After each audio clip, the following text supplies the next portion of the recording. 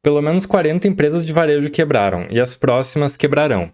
O Magazine Luiza vai quebrar um dia, só não sei quando. Essa foi uma fala do Luiz Barsi no podcast Irmãos Dias.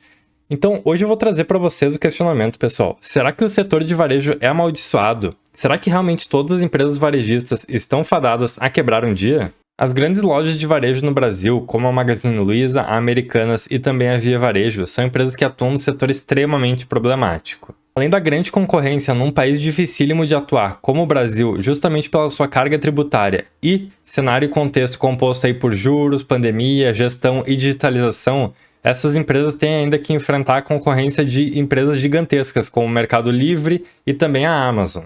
Essas empresas de varejo, devido à grande concorrência, têm que atuar com margens baixíssimas e acabam sendo muito afetadas pela questão da taxa de juros, justamente porque são empresas que atuam extremamente alavancadas, porque elas têm que tomar dívida para então pagar os seus fornecedores e terem os produtos para vender e fazer girar o seu comércio. Todos já sabem que o Brasil não é um país nada fácil de atuar, mas justamente nos momentos em que a taxa de juros dá uma arrefecida, as empresas conseguem decolar bastante.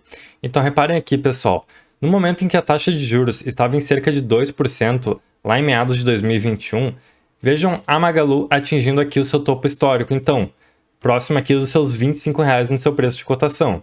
E justamente não é para menos, pessoal. Como essas empresas trabalham extremamente alavancadas e os bancos conhecem a dificuldade do setor, eles também não facilitam o crédito, então eles acabam cobrando mais juros justamente pelo risco do setor, e isso acaba dificultando ainda mais para as empresas de varejo. Aliado a isso, nós temos também o cenário do consumidor brasileiro. Então, com o aumento de juros, a corrosão dos salários brasileiros provocados pela inflação, acaba que o povo brasileiro não tem tanta capacidade de consumir e comprar nessas lojas de varejo, o que acaba afetando elas ainda mais. Só para vocês entenderem um pouco da atuação das empresas de varejo, então elas costumam atuar muito com a questão da modalidade do risco sacado para obter crédito. Então, como funciona o risco sacado? Ao adquirir produtos dos seus fornecedores, as varejistas pagam os seus fornecedores antecipadamente com recursos obtidos por meio de crédito bancário, o que implica, portanto, no pagamento de juros pelo empréstimo desse dinheiro.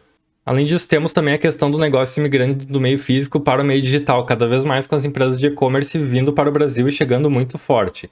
Então, as grandes varejistas que eram acostumadas a tratar com o seu cliente de forma física, nas suas grandes lojas e tudo mais, começaram a ter como concorrentes gigantes empresas que nasceram já no meio digital, ou seja, são empresas completamente adaptadas a esse nível de negócio, como o Mercado Livre e a própria Amazon. Essas empresas normalmente vêm com uma plataforma extremamente robusta de marketplace, o que faz com que os pequenos negociantes também possam anunciar nessas grandes plataformas e, portanto, vender os seus produtos lá. Isso acaba fazendo com que essas empresas, como a Amazon e o Mercado Livre, não tenham somente os seus produtos sendo vendidos nas plataformas, mas também produtos de outros vendedores que utilizam essas plataformas para poder fazer um dinheirinho. E outro ponto que afeta muito é que essas empresas vêm com estratégias extremamente agressivas, como fretes muito rápidos e fretes grátis também.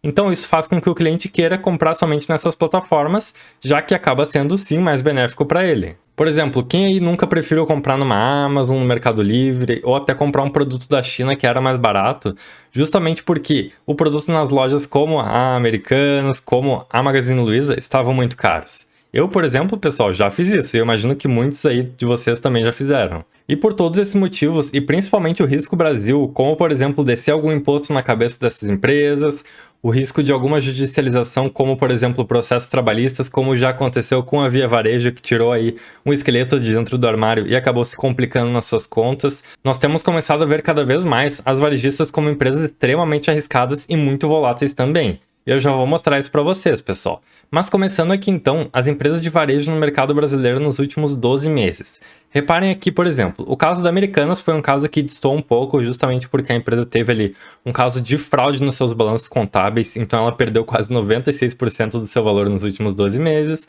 A Marisa também não veio muito bem das pernas, perdendo aí quase 76% do seu valor. E aí vemos outras lojas bastante conhecidas, como a Westwing perdendo quase 66%, a CIA perdendo quase 62%, a Via Varejo aí com quase 40% de perda, e outras grandes lojas, como a Renner, a Magazine Luiza e a Arezzo é a única que está aí se segurando, mas pode sofrer bastante também. E detalhe que isso foi só nos últimos 12 meses, pessoal. Então reparem aqui que a Magazine Luiza saiu ali dos mais de R$ 27, caindo para quase R$ 2,20. Então a empresa perdeu aí mais de 90% do seu valor. Imaginem quem tinha aí todo o seu dinheiro aplicado em Magalu ou todo o seu dinheiro aplicado em empresas de risco, como teve seu capital desvalorizando absurdamente desde o pico histórico aqui. A Via Varejo é outra, que abriu seu capital na bolsa e só veio despencando desde então, abrindo capital ali em meados de 2020, com quase R$20 de cotação e vindo aqui na sua mínima próxima dos R$2. E a Americanas eu não preciso nem dizer, pessoal. Americanas chegou a ser cotada aqui no seu topo histórico a quase R$120. E hoje ela vale R$1. Então quem tinha dinheiro nessas empresas viu seu dinheiro virar pó. E aí já começa a ecoar na cabeça de alguns investidores a fala aí do Barsi, por exemplo, que ele gosta de manter distância de alguns setores como o varejo, as companhias aéreas, o turismo, a saúde e até os setores de transporte. E justamente, isso é muito bem fundamentado e ele tem razão. Nós podemos ver que vários varejistas vêm sofrendo e, inclusive, se olharmos para o passado, a gente vai ver que vários varejistas sofreram muito mais também no momento em que os negócios eram feitos cara a cara, de forma física, mesmo antes do e-commerce surgir. Vamos dar uma olhadinha aqui em alguns exemplos de lojas de varejo que já faliram no Brasil então, pessoal. Olha só, temos aqui o primeiro caso, a Mapping. A Mapping aqui foi uma empresa que chegou no Brasil em 1913 e trabalhou aí no Brasil desde então, até que teve a sua falência declarada aí em 1999. Então é uma empresa aí que atuou durante décadas no Brasil, sofreu e um dia faliu. Da mesma forma, temos aqui então a Mesbla, que era uma empresa que chegou aqui em 1912, atuou por muitas décadas também e veio a sua falência aqui em 1999. Temos também aqui a Ultralar, que faliu no ano de 2000. Outra que faliu aqui também foi a Arapuã, que teve a sua falência decretada no ano de 2002. Temos também aqui um exemplo da Jumbo Eletro, que faliu, e além disso também as lojas brasileiras, que faliram ali em 1999. Então vejam como o mercado aí de varejo no Brasil é praticamente um show de horrores. É muita empresa falindo, é um mercado extremamente difícil de atuar e as empresas sofrem hoje como já sofreram no passado. Então, nós como investidores temos que sempre olhar para o passado para buscar aprender alguma coisa também, pessoal. Aí vocês devem estar se perguntando então, então não dá para ganhar dinheiro com o setor de varejo? Bom, pessoal, eu vou mostrar para vocês que dá. Primeiramente, eu quero levantar aqui que nada disso é uma recomendação de investimento e que é um mercado extremamente arriscado, esse aqui de varejo, tá, pessoal? Então, as empresas aí de varejo são empresas extremamente voláteis. Por exemplo, a gente teve aí na semana passada a notícia da falência do Silicon Valley Bank lá nos Estados Unidos e um temor forte em todo o setor bancário e também em outros setores. E aí, o que aconteceu com as varejistas? Elas tiveram uma bela de uma queda nas suas cotações. Hoje, com a abertura do mercado na segunda, e com o Fed já falando que vai resgatar os bancos lá dos Estados Unidos que tenham aí um risco de falência, então o mercado ficou mais otimista e vejam como as varejistas sobem aqui. Via Varejo subindo 11%, Magalu subindo quase 7%, e temos também aqui a Alpargatas subindo quase 6% e a Pets outros 5%. Então essas empresas são empresas que nas más notícias tem grandes quedas e nas boas notícias tem grandes altas. Então, pode ser primeiro uma possibilidade de trade, caso vocês gostem de fazer isso, e também pode ser uma possibilidade de ganhar dinheiro observando então o contexto global e a taxa de juros, principalmente no Brasil. E a explicação para isso é bem simples, pessoal. Eu vou mostrar para vocês matematicamente por que ganhar dinheiro com empresas varejistas é algo que, teoricamente, é bastante previsível. Então vejam aqui o seguinte, margem líquida da Magalu, e como ela é historicamente aqui bastante volátil, mas de certa forma até previsível. Então reparem aqui como a Magalu veio tendo uma crescente nas suas margens líquidas ali desde 2016, então ela veio aí tendo uma crescente e tal, e justamente isso acontece porque essas empresas têm uma margem muito curtinha, elas são empresas que têm que trabalhar muito alavancadas. Então digamos que o Brasil está num período aí de taxa de juros de 6% e a Magazine Luiza esteja aí com uma taxa de margem de lucro de 1%. Caso a taxa de juros do Brasil chegue a 2% e a Magazine Luiza aí consiga triplicar a sua taxa de margem líquida, então quer dizer que ela teoricamente está lucrando o triplo. Então não seria de se espantar que a ação dela também seguisse esse lucro aí e subisse o triplo.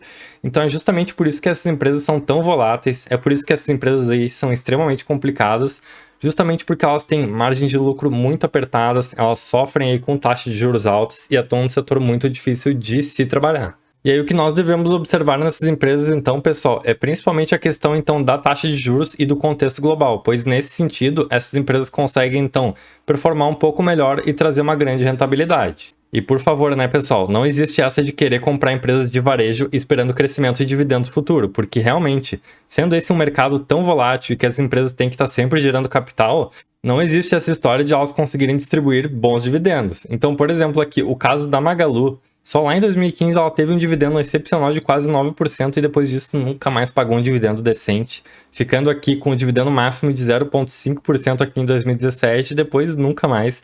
Então, empresas aqui de varejo são empresas extremamente arriscadas. Eu particularmente não gosto de empresas dos setores varejistas, pessoal. Eu prefiro aí ter aquelas empresas dos setores best, como bancos, energias e seguradoras. Mas caso em algum momento assim que eu visse que a Magalu ou alguma outra varejista tivesse aí um potencial de render na minha carteira, eu compraria uma posição pequena, tá, gente? Eu sempre falo aí pra vocês daquela possibilidade de separar uns 10, 20% da sua carteira para risco, e eu provavelmente alocaria isso, e claro, não é nenhuma recomendação, mas aí, nesse momento, eu alocaria então a Magalu ou alguma outra varejista nessa porcentagem. Mas me digam aí, pessoal, o que vocês acham do setor de varejo no Brasil? Vocês acham que é um setor amaldiçoado? Vocês têm aí alguma varejista na carteira de vocês? O que eu tinha para esse vídeo era isso, então, pessoal. Muito obrigado por acompanharem o canal. Não se esqueçam de deixar aquele like e se inscreverem para fortalecer aí no crescimento. E é isso. Um abraço para todo mundo. Tchau, tchau.